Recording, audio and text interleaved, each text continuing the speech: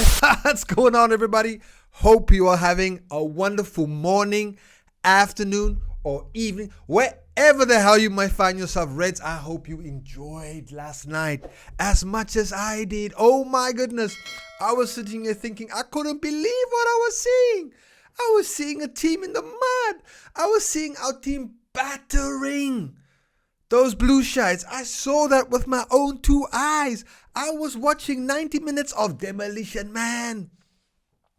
Watching these things implode upon themselves like some quasar exploding in deep in interspace. That's what I was seeing. Chelsea capitulate. And more importantly, we absolutely cooked them. Cooked them. Deep fried those guys. It was a thing of beauty. Wow.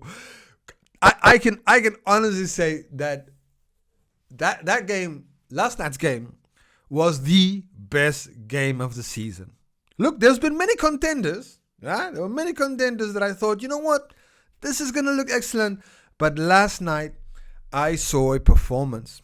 I saw a team that was not running on emotion, which is what I've always kind of like been scared of since Klopp announced his retirement.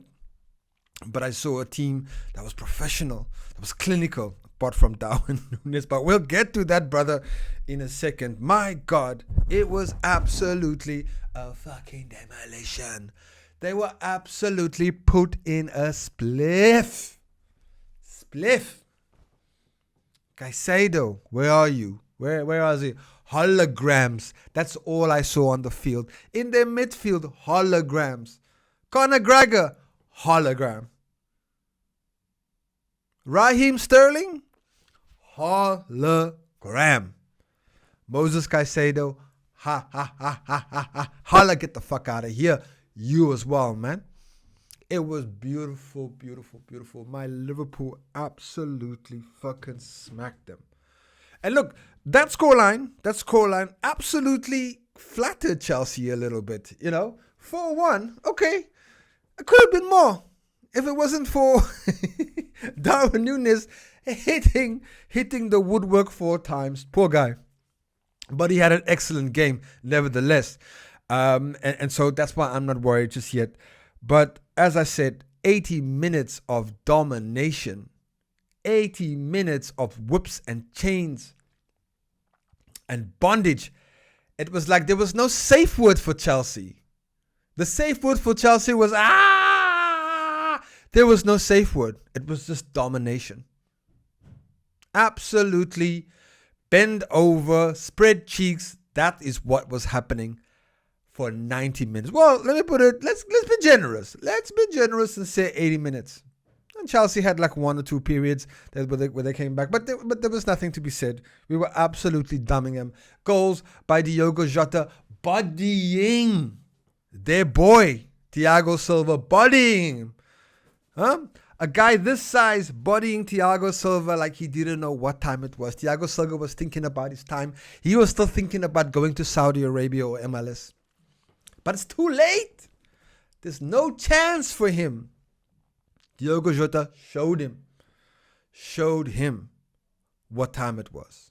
And then cometh the man, cometh the hour, Conor Bradley with his wonderful, wonderful strike. I was absolutely screaming. I was going crazy, just like willing him on. It's like it was as if he felt my energy, and he was like, you know what, Siraj, I'm gonna smash this for you, bottom left-hand corner, and that's what he did. And that was the score, 2-0. 2-0. And I'm thinking this is gonna be a fun party, but you never know. You don't want to get ahead of yourself, but still.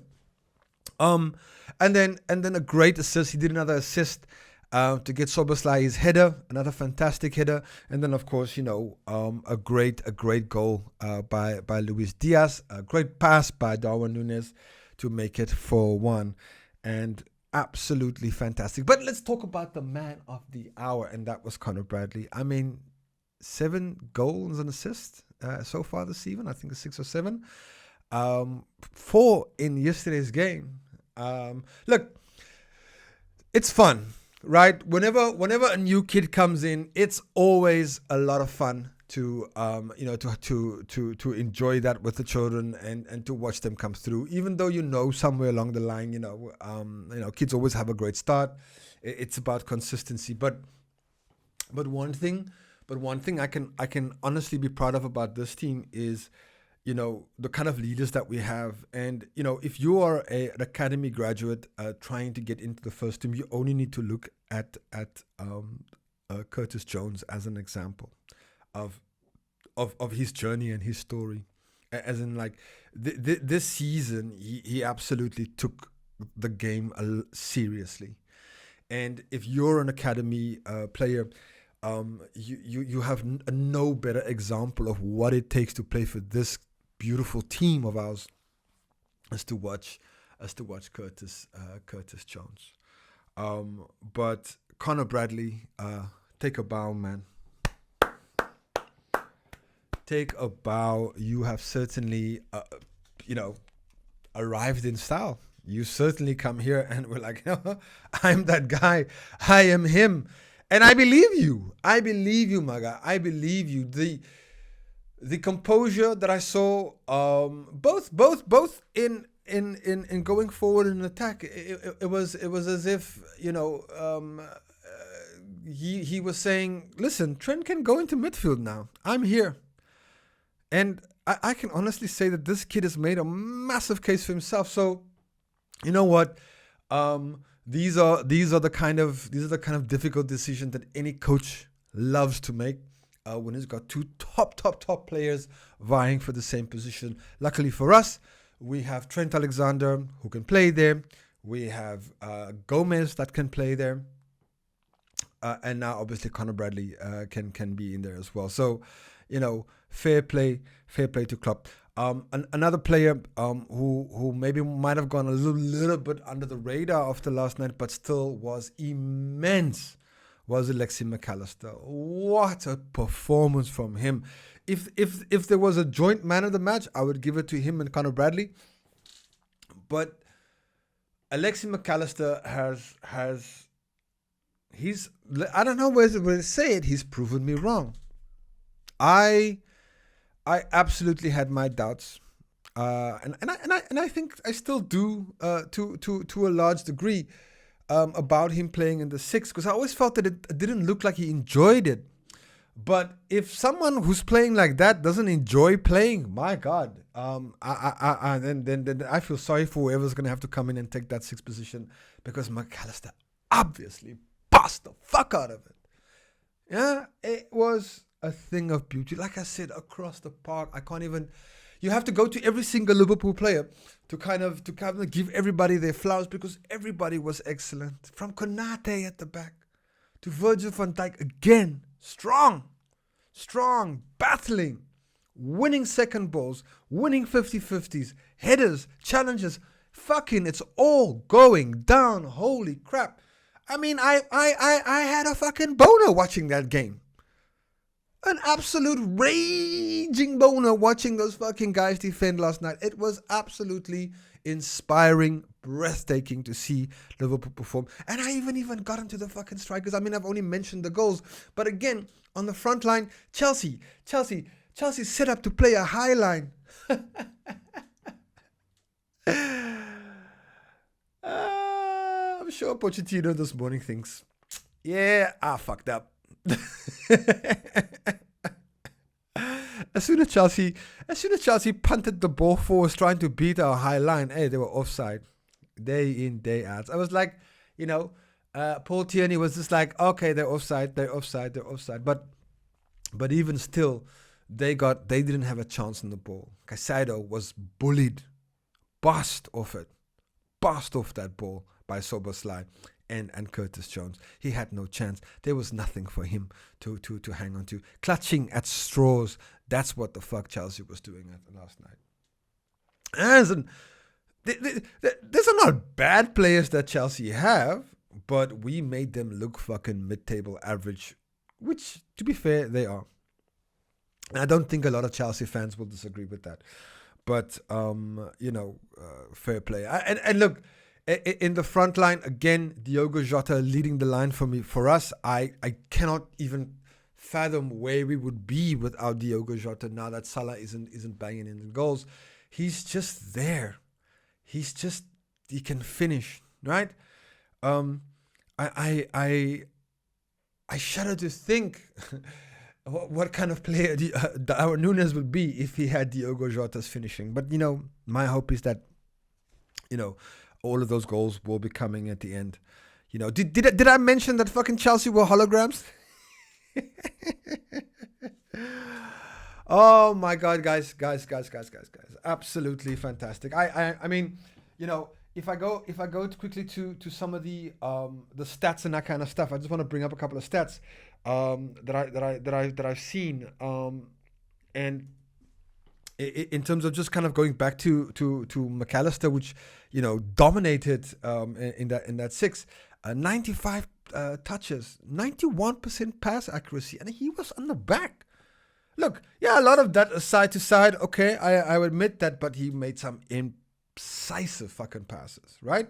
64 out of 70 power passes complete. 8 out of 10 tackles won. What? 4 ball recoveries. 2 long balls completed. And 1 key pass. Oh my goodness. Give it up. Alexis McAllister. U or G. With a capital G. And then if we look at Conor Bradley stats, 81% pass accuracy, 63 touches, 25 out of the 31 passes he completed, 4 key passes, and you must know those 4 key passes resulted in goals or goal chances. So amazing. He also had 2 assists, which is obviously I've already spoken about that. 1 big chance he created, and then I think, obviously the goal, a beautiful goal that he scored, and like I said, 4 fouls won. So absolutely a stellar performance. Chelsea, hold that. Chelsea fans, hold that. When you guys were running your mouth in the beginning of the season, when you guys were telling us, you guys were how do you call it? Soothsayers. You were doing predictions. You were telling us about all of your players and what that's gonna mean. It couldn't have happened to a fucking better, nicer club. It couldn't have happened to a nicer club than Chelsea. Huh? Hold that, Chelsea. Hold that 4. And you know what? It could have been more. So that score actually flatters you. But that being said, though, it is what it is. Great performance. Like I said, I'm happy that the team played with a little bit of emotion. I came in feeling a little bit worried that perhaps we're going to be ruled by emotion, and we certainly didn't do that, and I couldn't be prouder of the boys. But look, it's one of the top big 6 clubs out the way. 4 points in total from them. So you know what? All good. Next up, we've got the Arsenal. I'm hoping we slap them as well, because there's another group of fans that would like to just run their mouth and keep chatting. Talking about we've finished. We're not done. Rumors of our demise have been greatly exaggerated. So yeah, that's it. That's it, Reds. Let me know what y'all think. What was your best moment of the game? Yeah, for me, there were so many to choose from. I'm absolutely delighted with the way we went about our thing. And now we can savor this for the next couple of days, because the next one obviously is Arsenal, and that's gonna be a much harder task. But it doesn't matter. 16 games left, people. 16 games in the Jurgen Klopp era, and then we're done. So let's make this the best 16 games. I've got making 16 videos, 16 love letters I'm writing from us from now until the end of the season. I'm not trying to get into like bad vibes. It's like, even if we lose, we go again. I am just going to love and savor every single second of the remainder of the Premier League, because I feel that there's something special about to happen. It's just a feeling. I think you all know what I'm talking about. Anyways, Reds, listen, thanks for watching. Do us a favor, hit the like button. Otherwise, yeah, I don't know what else to say. Just go and watch the highlights. I've watched it like 500 times and enjoy it. Certainly enjoy it. It feels good to be a Red. And we go again. I see you all at Arsenal. Take care.